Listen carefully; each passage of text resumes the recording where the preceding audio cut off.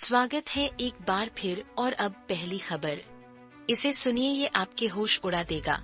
हमने अभी अभी एक खौफनाक ब्लूप्रिंट, एक ऐसी भयानक योजना का खुलासा किया है जो पूरे भारत के कई शहरों को बदल सकती थी। लेकिन ये मास्टरमाइंड कौन थे और उनका असली निशाना क्या था? सूत्र पुष्टि कर रहे हैं 8 लोगों ने दो के समूह में काम करते हुए 4 प्रमुख स्थानों पर हमला करने की योजना बनाई थी। और इस ओवरले को देखिए, यह आंकड़ों को स्पष्ट करता है। 4 शहर, प्रत्येक समूह में 2, कई वार्ड्स, जो भयानक पैमाने की पुष्टि करता है। और सबूत यही आपके सामने है। हम गंभीर पैसों की बात कर रहे हैं।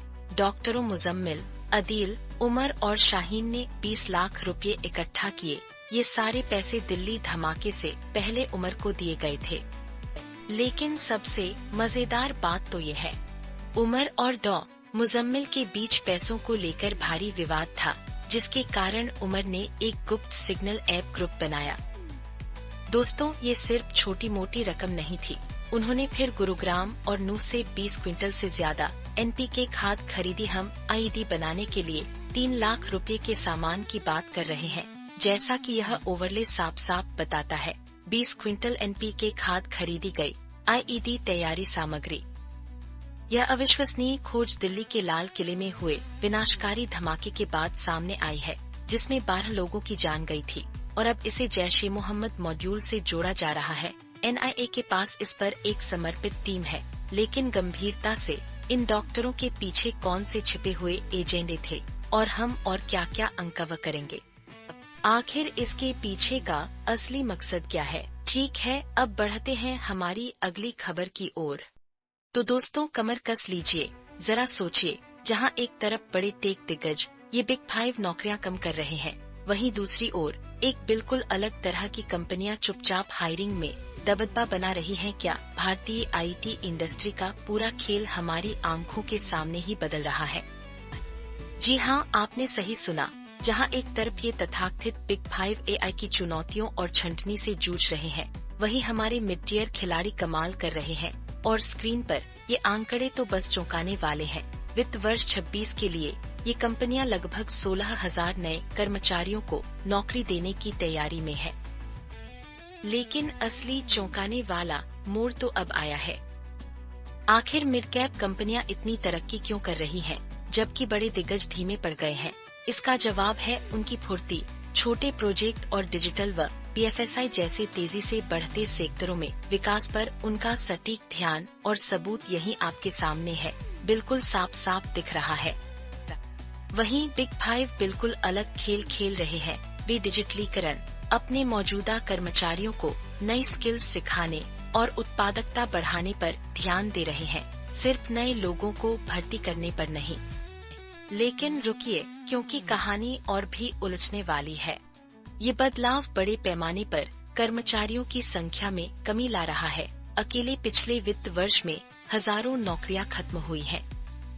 और आप सभी फ्रेशर्स के लिए ये बहुत बड़ी बात है। मिड कैप कंपनियां AI, डेटा एनालिटिक्स और साइबर सिक्योरिटी के लिए ज्यादा ग्रेजुएट्स को हायर कर रही हैं। अकेले LTIMindtree ने एक तिमाही में 2600 से ज्यादा फ्रेशर्स को नौकरी दी। तो क्या ये भारतीय IT के लिए एक नए युग की शुरुआत है, जहां फुर्ती बड़े आकार पर भारी पड़ेगी?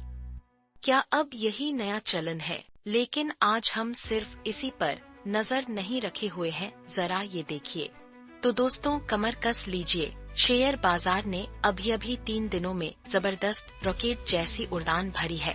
सेंसेक्स लगभग 1% ऊपर है, निफ्टी भी पीछे नहीं।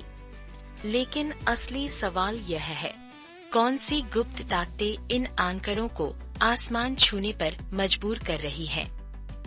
आधिकारिक तौर पर तो कहानी कुछ और है।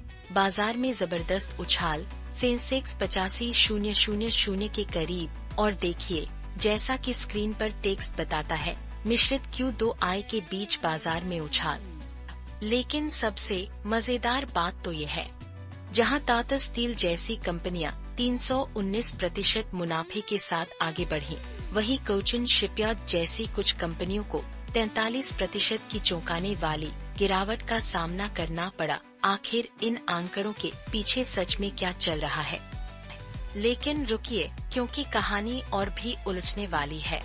क्योंकि जहां कुछ ने उड़ान भरी, वहीं कुछ ने भारी गिरावट देखी। वेदांता सरकार के साथ 16,700 करोड़ रुपए के बड़े बकाया दावों को लेकर लड़ाई में है, जिससे उसकी डीमर्जर योजना खतरे में है और विशेषज्ञ इस पर पूरी तरह से बंटे हुए हैं। एक तरफ भारत और अमेरिका के बीच आशावादी व्यापार वार्ता निवेशकों का भरोसा बढ़ा रही है, दूसरी तरफ Q2 की भारी अस्थिरता ने हर किसी को लंबी अवधि की स्थिरता पर सवाल उठाने पर मजबूर कर दिया है। यहाँ टेक्स्ट पूछता है, व्यापार का आशावाद बनाम आय की वास्तविकता, बाजार असल में किस कहानी पर भरोसा कर रहा है? तो दोस्तों, बाजार आग पर है, लेकिन ये आग कुछ गंभीर अनिश्चितताओं वाली है, इतने मिश्रित परिणामों और सामने आ रही कॉरपोरेट लड़ाइयों के साथ। तो असली कहानी क्या है? क्या यह टिकाऊ विकास है या हम एक और चौंकाने वाले मोड़ के कगार पर हैं? अपने विचार नीचे कमेंट्स में बताइए। इस अगले अपडेट के लिए चलिए अपना ध्यान दुनिया के दूसरे कोने पर ले चलते हैं।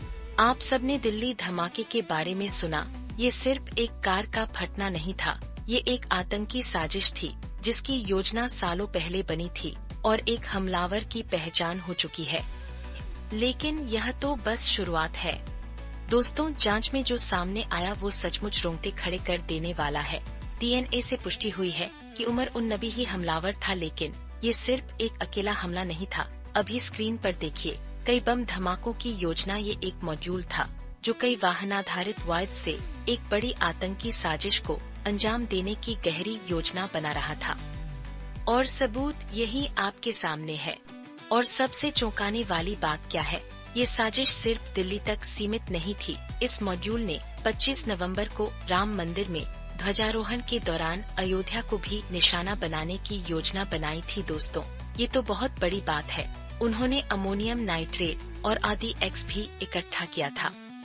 लेकिन सबसे मजेदार बात तो ये है, इसके बाद प्रधानमंत्री मोदी, राष्ट्रपति मुर्मू और गृह मंत्री अमित शाह सहित शीर्ष अधिकारियों ने तुरंत कार्रवाई की। शाह ने NIA को जांच सौंपने का निर्देश भी दिया, जो आप सभी जानते हैं एक गंभीर आतंकी पहलू का संकेत है। और आपको इस पर यकीन नहीं होगा, ये बिल्कुल अविश्वसनीय है। FSL को DNA मिलान प्रक्रिया तेज करने के लिए कहा गया है, जिससे उमर उन नबी को I-20 धमाके से जोड़ा जा रहा है। दोस्तों, ये सिर्फ एक स्थानीय घटना नहीं है, ये एक समन्वित नेटवर्क है जिसका पूरा ब्यौरा सामने आया है। तो असली कहानी क्या है? फिलहाल के लिए इतना ही। आपसे फिर मुलाकात होगी कुछ और नई और दिलचस्प खबरों के साथ।